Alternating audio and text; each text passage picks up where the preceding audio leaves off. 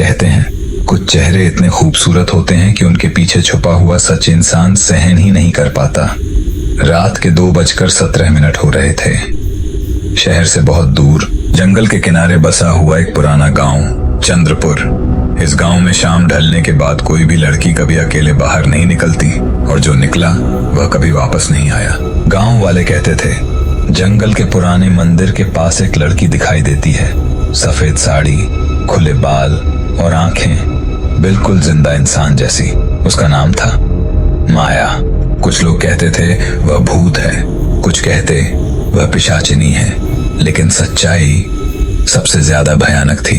आरव एक YouTube vlogger जिसका channel था रियल हॉरर इंडिया, उसने मन ही मन तय कर लिया, इस बार नकली नहीं असली हॉरर दिखाएंगे। कैमरा, टॉर्च और माइक लेकर वह चंद्रपुर पहुंच गया। गांव वालों ने उसे रोका। बेटा, रात को जंगल मत जाना। आरव मुस्कुराया। रात के 1:30 आरव जंगल के बीचों बीच बने पुराने मंदिर के पास पहुंचता है।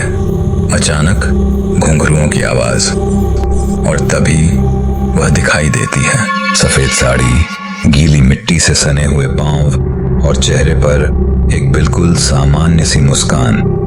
वह धीरे से पूछती है, आप रास्ता भटक गए हैं? माया आरव को अपनी कहानी सुनाती है। 10 साल पहले गांव के कुछ लोगों ने उस पर काला जादू किया, उसकी बलि दी गई और इसी मंदिर के पीछे उसे जिंदा जला दिया गया।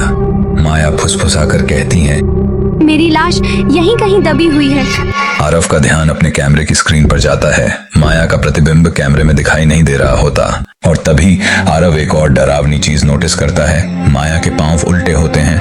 आरव घबराकर पीछे हटता है। माया की आवाज बदल जाती है। अब वह भारी और डरावनी हो चुकी थी। उसका चेहरा आधा जला हुआ, आंखें काली और दांत इंसानों जैसे नहीं थे। अगली सुबह गांव वाले जंगल की तरफ जाते हैं। मंदिर के पास एक कैमरा पड़ा मिलता है।